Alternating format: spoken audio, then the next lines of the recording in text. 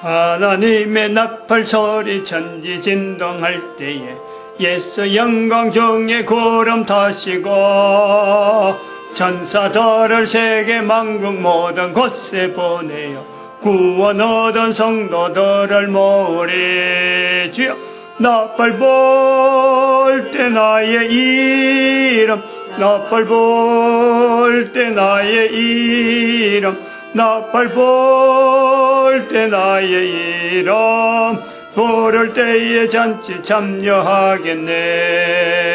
무덤 속에 잠자던 자 그때 다시 일어나 영화로운 부활 승리 얻으리. 주의 택한 모든 성도 구름 타고 올라가 공중에서 주의 얼굴 배우리. 할렐루야. 나팔 불 때 나의 이름, 나팔 불 때 나의 이름, 나팔 불 때 나의 이름, 부를 때에 잔치 참여하겠네. 아멘. 하나님 말씀 시편 115편입니다. 115편 1절에서 끝절까지 말씀 교독합니다. 1절 말씀 제가 먼저 받들어 봉독드립니다. 여호와의 영광을 우리에게 돌리지 마옵소서. 우리에게 돌리지 마옵소서. 오직 주의 인자하심과 진실하심을 인하여 주의 이름에 돌리소서.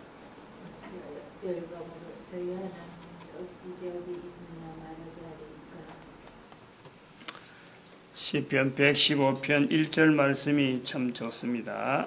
오늘 본문하고 오늘 내용하고 맞는 것 같아요. 여호와여 영광을 우리에게 돌리지 마옵소서.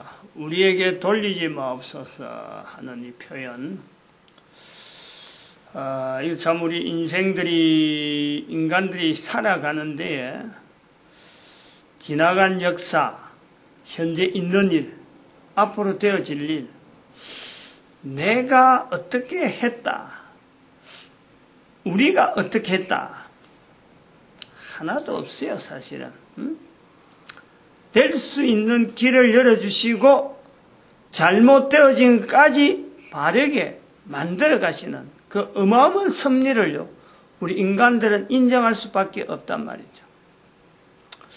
이런 그 측면이 좀 있어야 돼요. 즉 사건을, 어떤 주어지는 사건, 대한민국에 있는 대한민국 사건, 다른 나라에 있는 되어지는 사건, 이런 사건들을 내가 한 것이 분명히 아니고, 우리가 한 것이 분명히 아니고, 어떤 참 거부할 수 없는 어마어마한 힘이 그 일이 되어지도록, 나타나도록, 또 그 일하고 관계되는 어떤 여러 가지 섭리가요, 사람이 생각하지 못하는 어마어마한 섭리가, 간섭, 그게 어떤 여러 가지 종사했던 사람들의 움직임, 한 사람이나 어떤 인간이 관계되는 사람이 말로서 어떤 많은 사람이 말을 한다고 해도 한 사건에서 일어난 내용을 딱 하나로 정리하기는 힘들어요.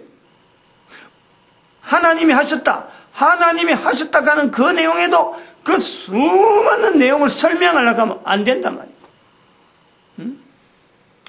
그래서 이 영광을 우리에게 돌리지 마옵소서 하는 이 내용은 역사라고는 부분을 다루는 부분에서 아주 중요한 요소래요. 중요한 요소. 인간들이 세계사를 전공했다, 우리 국사를 전공했다, 국사 중에서 어느 부분의 역사를 전공했다, 그 사람이 전공한 거하고 그 일이 되어지는 거하고 그 일이 영향받는 거하고는요 전혀 달라요. 전공이라는 것은 겉으로 드러난 내용, 사실이라고 여겨지는 그 내용을 줄줄이 애우고 줄줄이 그걸 암송하고 그걸 그냥 다시 한번 리피트하는 것이요, 그게 전문가예요. 그게 역사가라니까. 그러나 그 역사라는 것에 대해서 이 역사로 말미암아 다음 역사가 어떻게 되고 또 다음 역사가 어떻게 될 것이다 하고 연결하는 것은 사람으로서는 어느 누구도 그게요 관여가 안 되는 거예요. 이런 부분에 특별히 목사님들이 아주 조심했어야 돼요. 지금 5.18 민주화 운동에 대한 내용을 연결하는데 목사님들의 자세가 관계가 없는 게 아니라 역사적인 사건을, 과거에 있는 사건을 현재에, 현재에 있는 사건을 앞으로 미래에, 분명히 이거는 하나님의 섭리 가운데 있지만은 하나님의 섭리된 내용을 사람들에게, 당대의 사람들에게 이런 의미고 이렇게 되어질 것이다. 과거에 있던 사건의 의미가 지금 어떤 연결이 있고 앞으로 이 사건이 어떤 연결이다. 하나님이 하셨다라는 것을 이름에 둔다면은 그 사건을요, 현재적인 사람, 동시대에 사는 사람들에게 사건을 정리해 줄 수 있는 자리에 있는 사람이 목사라는 거예요. 그런 자리가 목사라는 거예요. 그런 자리에 있어야 되는 목사가 잘못하는 일이요, 잘하는 일보다 못한 일이 더 많아요. 사실은 더 많단 말이에요. 성도 많고 적고 간에 떠나서 목사라고 하는 자리에서 하나님의 하시는 일에 대해서 그게 마치 자기가 한 듯이 하나님의 영광을 받아야 되는데 영광을 자기가 가로채버리는 이런 목사가 허다해요. 그렇지, 하나님이 영광을 돌리는 목사보다도 하나님이 영광을 가로채는 목사가요 훨씬 더 많아요. 99.5%에 해당되는 사람이 그렇다 해도 과언이 아니에요. 그만큼 어렵다. 목사란 자리가 어려운 거예요. 하나님이 하신 일인데 하나님이 하신 것이라고 인정하는 것 자체가요, 인간 스스로가 굉장히 힘이 드는 거예요. 그런 영역이 있단 말이에요. 그건 창세기 2장을 해석하는 걸 다시 한번 들어야 되고, 예를 들면 이런 예가 있어요.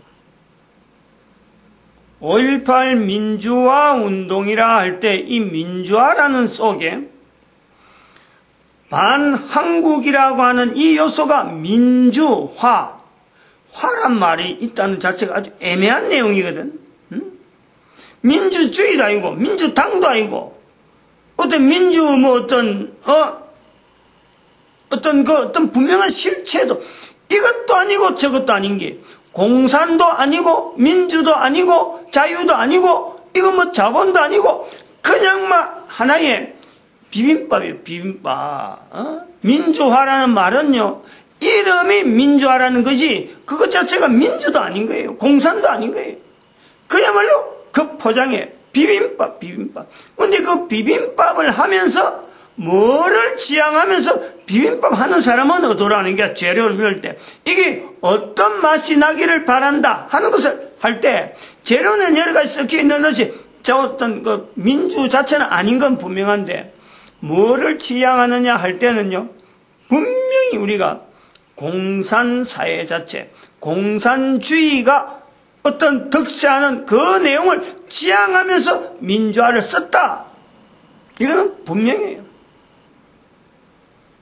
처음에 쓸 때하고 지금하고 다르다. 이건 또 다른 얘기고. 그러므로 이 공산주의라 하는 것에 대해서 오늘날에 우리가 일반적으로 우리가 아는 공산주의하고 처음에 나왔을 때게 적어도 한 200~300년, 300년 전에, 한 250년 전에 1765년대에 공산이라는 이 사상이 나올 때, 공산주의라는 이 어떤 집단이, 소집단이 나올 때, 해결의 변정학이 나올 때, 그때의 공산주의하고 마르크스에 의한 공산주의하고는요, 어마어마한 차이가 있는 거예요. 마찬가지로 오늘날 대한민국의 공산주의는요, 또 다른 거예요.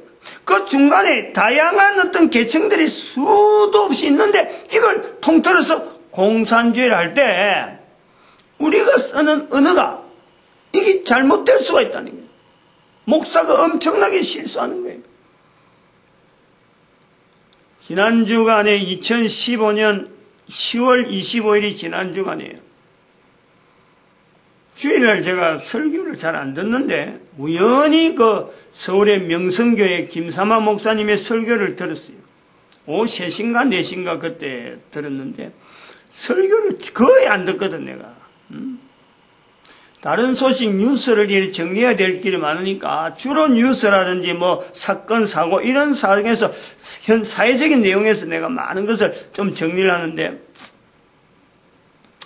목사님들 설교가 거의 거기다 하고 그걸 보는 면에서 그런 거예요. 근데 그날 목사님이 명성교회 목사님 하는데 명성교회가 얼마나 큽니까? 그 참 거득한 그 큰 교회, 찬양대만 해도 한 1000명이 넘을 정도로, 넘을 거예요. 찬양대만 해도. 그런 스케일이 있는 교회에 목사님이 설교를 하는데, 오래간만에 잔잔하게 내용을 듣는데, 제가 듣기로 했어요. 그래. 분위기도 익힐 겸, 좀 여러 가지 좀 생각을 많이 하면서 듣는데, 목사님 하신 말씀 중에 이런 말씀을 초두에 그래 가는 거예요. 러시아의, 소련의 그 붕괴에 대한 내용을 이야기했어요. 소련 붕괴에 대한 내용을 목사님이 러시아를 몇 번 방문하는 내용 하면서 만난 사람을 통해서 그 붕괴가 될 수밖에 없는 소련의 이야기를 하더라고요. 자기가 들었다는 거죠. 그 당시에 그 어떤 국가, 어떤 요원에 대해서, 요원이 그렇게 말하는 걸 들었다. 그런 이야기를 하면서 목사님이 어떻게 정리를 하냐면은, 공산주의로 있는 나라가 잘 산 나라가 없다. 이랬거든요. 공산주의라는 나라가, 공산주의를 지향했던 나라가 잘 사는 나라가 없다. 자유주의가 되지 않으면은, 자유주의를 나아가지 않으면 잘 살 수가 없다. 이렇게 딱 언급을 하더라고요. 내가 그걸 듣고, 목사님이 아무리 사람들이 많은 교회 목사님이라 하더라도 저런 말 하는 것 갖고는 희망이 없다. 공산주의, 자유주의, 요거 외치는 거하고 잘 살고 못 사는 문제하고 연결하는 건요, 안 맞는 거예요. 잘 살게 된 것은 하나님께서 우리 민족을 쓰시려고 지금 이렇게 보여주는 거지. 우리가 지금 잘 산다고. 그래서 큰 교회 성도들이 그냥 질서장전하게 앉아서 어떤 그 예배 시간에는 뭐 방송이 나와서 그런지 어떤지 통전해서인지 애 한 마리, 미안합니다만 우리가 좀 미안한데 내가 한 마리라 했어요. 근데 개미 새끼 한 마리 칼락하다가 그 애가 나와서 그랬는데, 어떤 그 개미 새끼라도 지나가는 게 안 보일 정도로 이 너무나 딱 털이 잡힌 거예요. 보는 내가 숨이 막혀. 아니 저래갖고 1시간 이상 설교 듣고 어떻게 사람들이 버티고 앉아있노? 그냥 막 아직 딱 질서정연하게.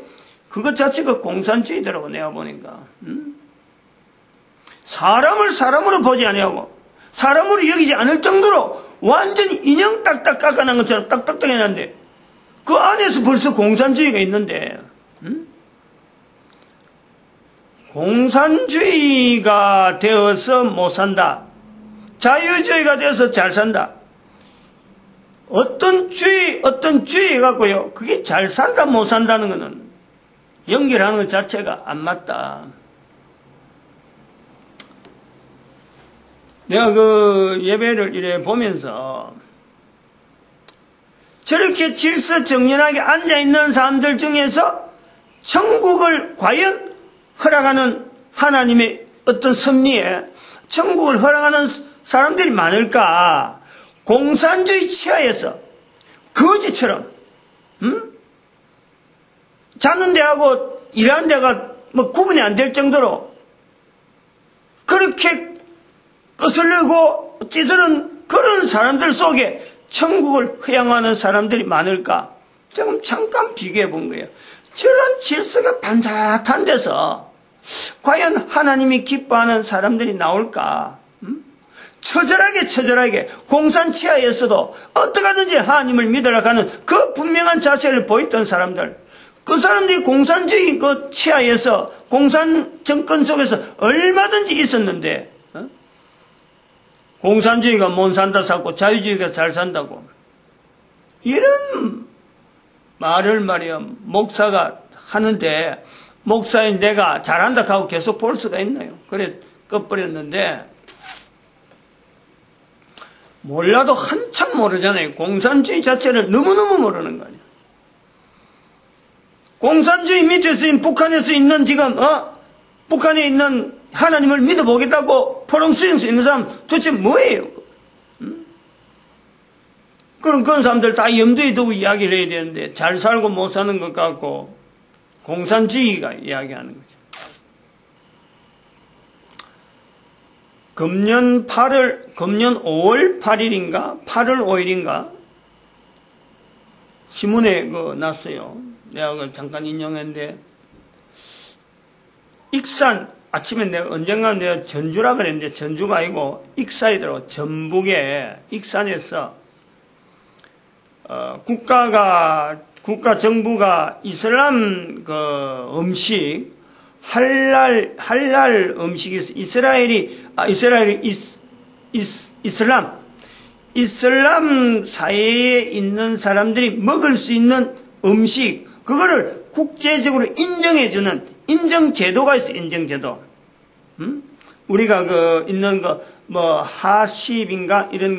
그런 인정표, 우리가 보통 건강음식 할 때에 HACCP인가? 이렇게 나오는 기회에서 우리 마치 일반 공산품 같은 데는 ISO라든지 IEEE라든지 KS 마크나 GS 마크 이런 것처럼 있는 거예요. 이스라엘도 있어, 이스라엘도 음식에 대해서는. 이스라엘이 전 세계 사람들에게 하나의 어떤 요런 인정하는 음식이 있어요. 그럼 그 음식을 사면은 이스라엘 사람들은 그 음식이 있는 표가 있으면 얼마든지 어느 나라에 있든지 간에 그 음식표, 그 인정 마크가 있으면 그 음식을 마음대로 삼을 수 있도록 국가의 어떤 종교적인 이런 구분 때문에, 종교적인 어떤 내용 때문에 사람들이 음식을 함부로 못 먹고 이랬으니까 전 세계에 흩어져 있는 이슬람인들, 또 전 세계에 흩어져 있는 이스라엘 사람들 각각 자기들의 이스라엘은 뭔가 카스인가 하는 이름을 하고 있고, 이슬람 문화권에서는 할랄이라는 제도로 가지고 음식을, 그 제도에 들어가는 음식을 만들면은 어디든지 이슬람 사회에서 있는 사람들은 그걸 마음 놓고 사 먹을 수 있는, 그걸 인정해 주는 거예요.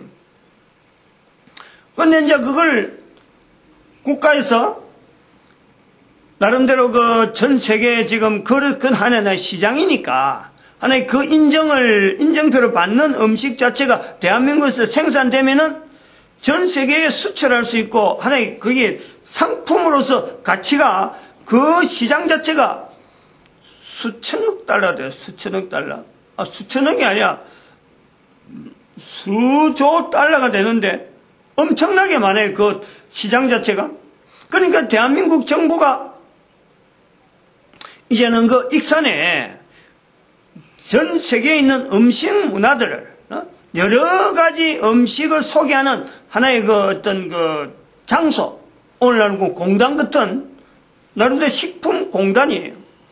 그런 공단을 익산에 조성을 크게 했는데, 그 중에 이제 할랄 제도가 있는 그 음식에 대한 인정을 발급하는 어떤 기관이 거기에 들어있다. 그건 전 세계 음식을 다 취급하니까 정부로서는 그 음식 자체 시장이 워낙 탄탄하고, 그러고 그거는 굉장히 유익한, 나름대로 경제활동하는 사람에게는 편리한데 일반 사람들은 모르기 때문에 정부가 하나의 속에서 이런 시장이 있으니까 이런 인정제도를 받도록 해라. 권장을 하기 위해서 거기다 건물을 만들고 유치를 해서 지금 곧 우리나라에도 이게 이제 좀 활발하게 된다. 지금 기존에 할랄 식품 인정을 받은 우리 기업도 있어요. 많이 있어요.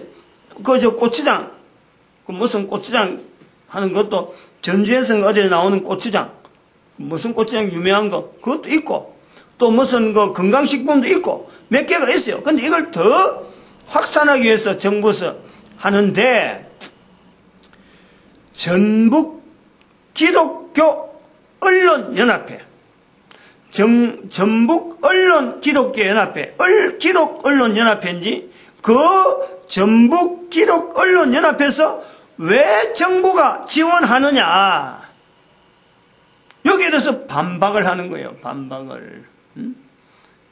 근데 그걸 반박하니까 이제는 그 할랄 식품이 필요하다 그런 데서 옹호하는 쪽에서 이래서 필요한데 너무 한면으로 보지 말고 종교적으로 보지 말고 좀 폭넓게 좀 봐라 하고 반박을 하니까 어떤 교수 한 사람이 신문에다가 크게 써가지고 반박하는 그 사람에게 또다시 반박하는 글을 했는데 내용이 너무 어찌 보면은 참 시야가 좁은, 정부가 한다는 것에 대한 내용에 대해서 정부가 할 수밖에 없는 요소를 갖고 이야기를 하면서 좀 이렇게, 좀 더 못하는 부분이 있으면 좀 더 이렇게 보강해야 되고 위험한 요소가 있으면 위험 요소가 있으니까 이런 부분에 좀 이렇게 첨부할 수 있는 이런 거를 이야기해야 되는데 전적으로 거부하는 요소로 이야기를 하고 있는데 그것이 완전히 내용 자체를 읽어보면은 이거는 종교적인 전쟁처럼 할랄 식품 자체 인정제도 자체를 마치 기독교라고 하는 이러한 고유한 절대 이거는 잘못된 게 없이 기독교 자체가 가지고 있는 틀 자체는 절대 잘못된 게 없는데 이슬람 사회는 철저히 잘못된 사회다.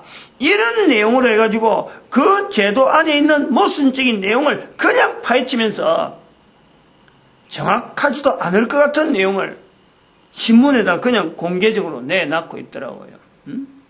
뭐 비위생적이라는 둥, 그걸 해가지고 얼마나 먹겠나는 둥.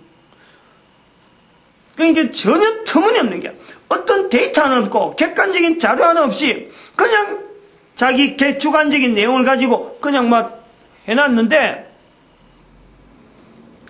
두 입장 이렇게 정부에서 할랄 제도에 대한 어떤 인정을 지향을 하는 그거는 보면 국가 전체 경제에 대한 관계된 측면에서 그걸 싫어하는 건데 반대하는 쪽에서 입장에서 이야기하는 내용은 완전히 기독교적이면서 기독교가 이슬람교를 하나의 공격하는 그 공격 언어로 그대로 쓰고 있고 그 지역이 전북 언론, 그러니까 기독 언론 연합회에서 이게 나온단 말이에요.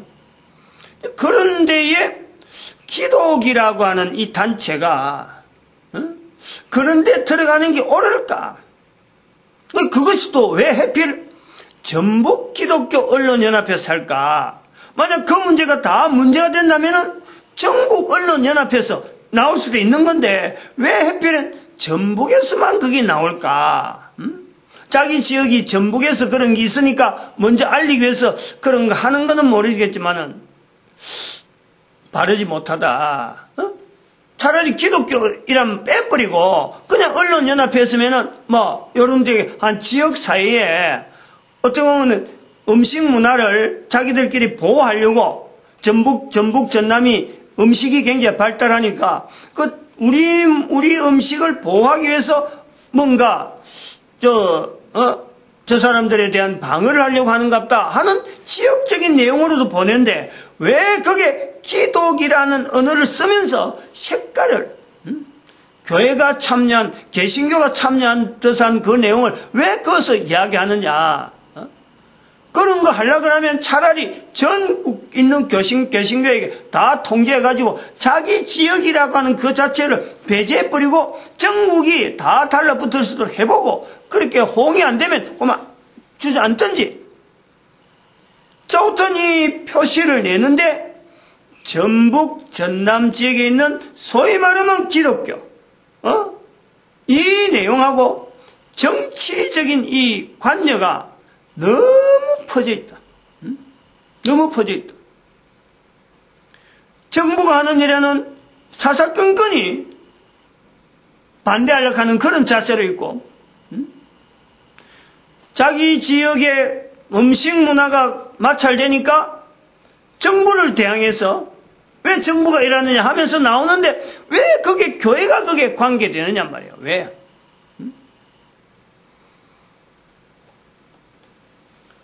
공산주의하고 자유주의하고 비교해가지고 자유주의가 잘 산다, 공산주의 못 산다.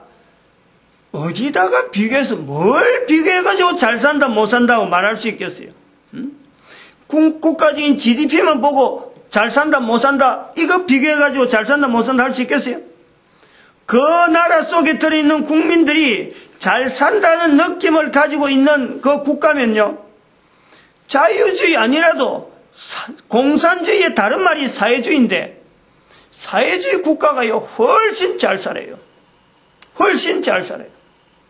사회주의 국가가 잘 사는 국가, 공산주의라는 언어는 안 써도 공산주의면서도 사회주의 국가로 있는 국가가요 잘 사는 이유가 그 국가 안에서요 공통된 건 뭐냐니까 국론이 분열이 안 된다는 거예요. 다른 말로 하면 잘 살고 못 사는 거는 어느 나라가 잘 살 수 있느냐, 국론이 분열 안 되면 잘 살 수밖에 없어요. 지난 시간에 이 말씀 드렸지만 대한민국의 5천만이 공산주의라고 하는 이 분명한 이 기치를 반대로 해서 유일하게 국론이 통일되어서 3, 40년을 보내다 보니까 다른 나라는 국론이 분열되고 공산주의 때문에 분열되고 종교적인 문제 때문에 분열되고 분열되는 여러 가지 국가마다 그 너무나 특색이 깊었는데 대한민국만 분열이 안 되고 일직선으로 나왔다는 거예요. 그때 박정희 대통령이 마침 경제 우리 잘 살아보자. 그리고 잘 사는 거예요. 이 전체가 잘 되어진 것, 전체 우리의 후손이 볼 때 지금에 이르러서 그 방향이 옳았다라고 할 때에 박정희 대통령이 잘했느냐, 그 환경을 만드신 하나님의 섭리에 대해서 하나님이 하셨다, 이 말을 교회가 일치적으로 통일적으로 모든 사람들에게 나타내야 된다. 공산주의보다 더 무서운 것이 바로 이 부분이, 영광을 우리에게 돌리지 마옵소서. 하나님께서 받아야 될 그 영광을 교회가 바로 채버린 거예요. 이게 공산주의보다 더한 거예요, 이거.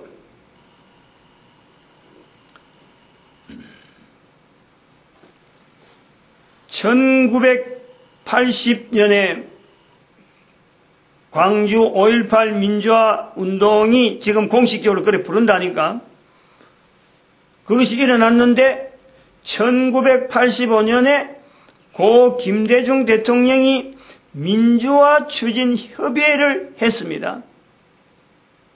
그게 의장을 맡았단 말이에요. 책임자로 맡았단 말이죠. 김대중 대통령이 민주화란 말을 안 썼다라면 오늘날 민주화는 분명히 없는 거예요.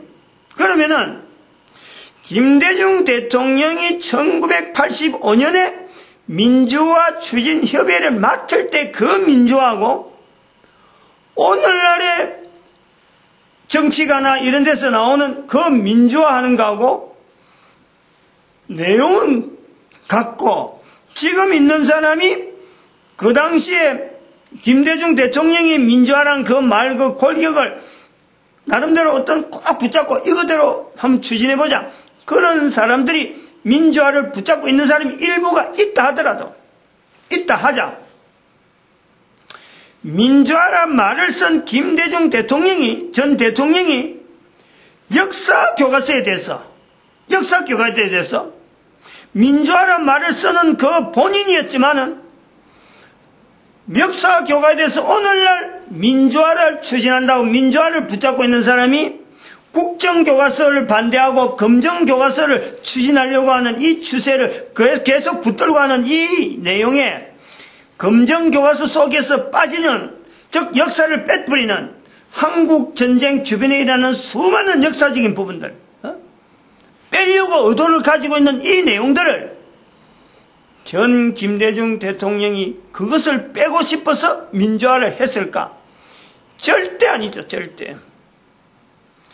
김대중 대통령이, 저는 그래 보는 거예요. 적어도 역사 부분에 있어서 나름대로 책을 많이 읽었기 때문에 대한민국의 역사가 만약에 지금 현재 검정교과서를 바꾸는 이 검정교과서 쪽에서 나오는 역사교과서 서술하는 내용처럼 그런 걸 쓰면서 민주화라 하면요, 아마 김대중 대통령은 민주화를 당장 철수할 거예요. 나는 그래 봐요. 즉 우리 사람은요 변한단 말이에요. 사람이 과거에 내가 썼던 말도 세월이 지나면 내가 그때는 내가 모르고 썼을 수도 있다. 얼마든 되는 거예요. 과거에 친했던 사람이 알고 보니까 적일 수가 있는 거예요. 그런데 과거에 친했다고 아직도 친하게 지낼 수는 없는 거예요. 사람은 변하는 거예요. 변하는 문제에 대해서 공산주의에 다시 또 한 번 더 들어가면은 1985년에 민주화를 이야기하던 그 전 김대중 대통령이 지금의 민주화의 방향하고 방향이 같다, 똑같다, 역사를 바꿔야 된다 하는 이런 내용의 어떤 취지가 안 된다는 것에 또 하나 증거 중간에 하나의 사건을 한번 연결하면은 1989년입니다. 1980년도. 지금 1980년도에 5.18, 1985년에 민주화, 1989년에 구소련 서기장 미하일 고르바초프가 그 사람이 들어서 이제는 그 동서독 자체에 냉전이 허물어지고 자기들의 걸어가는 걸음을 완전히 지금 현재 말하는 자본주의 형태로 완전히 돌아서는 거예요. 그럴 때 기자가 어딘가 인터뷰하는 과정에 누군가 질문했어요. 동서독 이 경계가 이 동독에서 소련군이 철수할 수 있느냐 이 말이에요.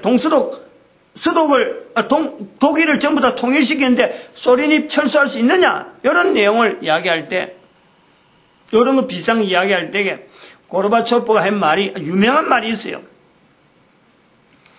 지구상에 있는 모든 것은 변하지 않는 것이 없다. 이 말을 남깁니다. 이 말을 남기고 얼마 있다가 동서독 그 경제의 어떤 상징적인 부텐베르크 그 성문이 철거가 되는 거예요. 그래서 그 말이 유명하다는 거죠. 고르바초프가 그 말 남긴 것에 무려 여기서 생각을 해보죠. 김대중 대통령이 1985년에 민주화 추진협의회를 맡았을 적에 1989년에 있었던 그 고르바초프의 그 동독 서독 통합 문제 이 사건을 보면서 민주화라고 하는 1985년에 가졌던 그 내용을 그대로 간직해서 여전히 민주화 쪽으로 처음 내용하고 똑같은 민주화였을까? 본인도 달라진다니까. 달라지는 거예요. 우리가 이 땅에 사는 동안에 사람이 살면서 만나는 모든 일에는 변화라는 것이 분명히 있는 거예요. 변화라는 것. 이 변화, 고르바초프 전 소련 서기장의 말을 빌려서 지구상에서 생기는 모든 일은 변하지 않는 것이 없는 것은 분명하지만은 그 변하는 방향은 잘 들어야 돼요. 내가 연결해서 말하면 변하는 모든 것은 변하는 방향 자체가 그냥 변하게만 하는 게 아니고 변하는 것에 방향이 있다.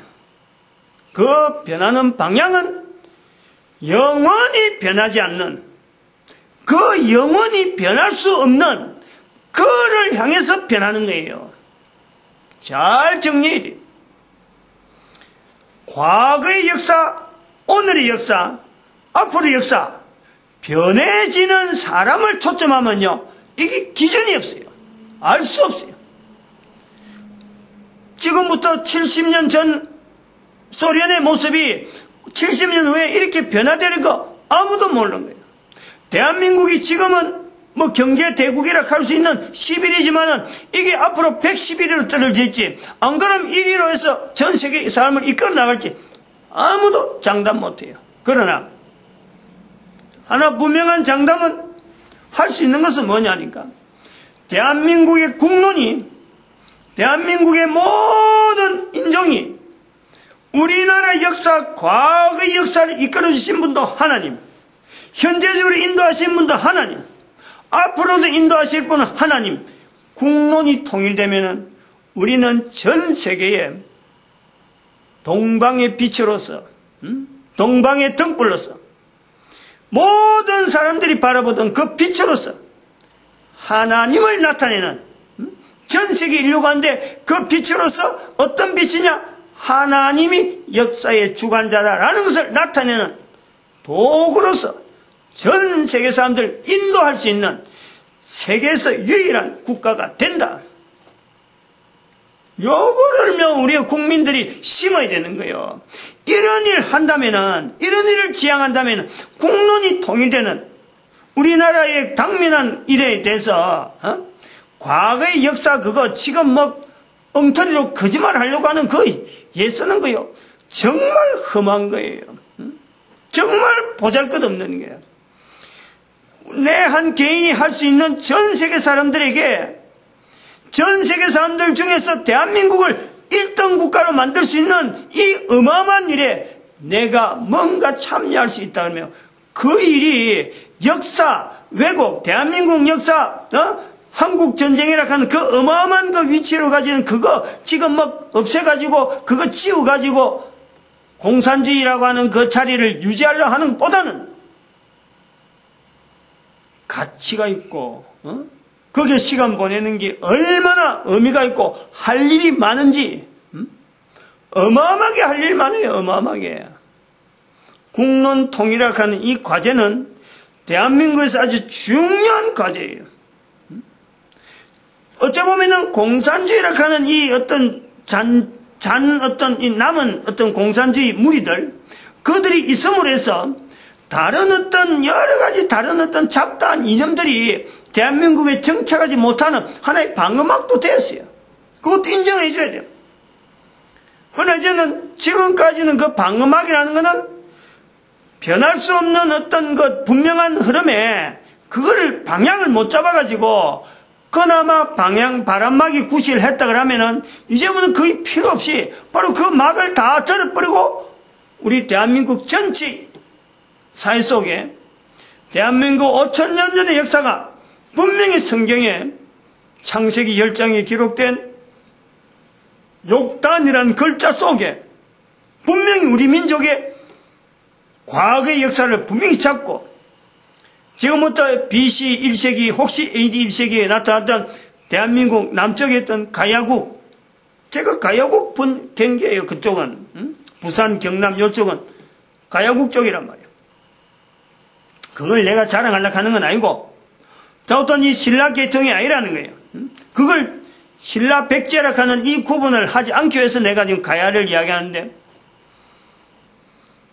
기원전 1세기, 2세기경에 있었던 기원전 1세기, 기원 후 1세기에 있었던 한 200년간 어간에 있었던 대한민국의 가야국의 형성은 바로 5,000년 전에 있었던 그 사건의 하나의 징검다리로 우리나라의 하나님의 역사로서 유태인이 대한민국에 왔다라는 것을요 인식할 필요가 있어요. 역사적으로. 그 역사와 더불어서 1895년에 1894년 동학난 사건을요 우리가 다시 봐야 되는 거예요. 1884년과 1894년의 차이는요 그것이 같다라고 할 적에는 같은 개신교의 유입이란 말이에요. 동학난 일어나기 전에 10년 전에 1884년에 미국의 알렌 의료 선교사가 대한민국 온 그것을 1884년 거라는 거예요. 그래서 연세대학에서 지금 1885년 지금부터 130년 전이라고 하는 그것 때문에 오늘 텔레비전에서 그 축하 방송하고 하더라고. 130년.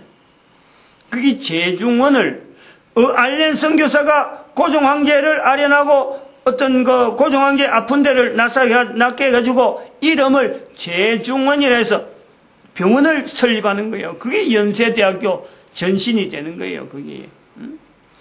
역사라는 이 흐름은 아무도 모르게 해보면요 아무도 알 수가 없어요. 관심이 없는 거예요. 그러나 하나님이 하신 역사라고 개인이 접목하면요 내 선조가 이 거룩한 일에 걸으면서요 내 선조가 거기 나오는 거예요. 내 걸음이 앞으로 내 후손들이 볼 때 선조로서 어마어마하게 깊은 위치에 내가 있게 된단 말이에요. 그걸 내다봐야지. 역사를 다룰 때는 그걸 내다보는 거예요. 마치겠습니다. 기도드립니다. 할렐루야.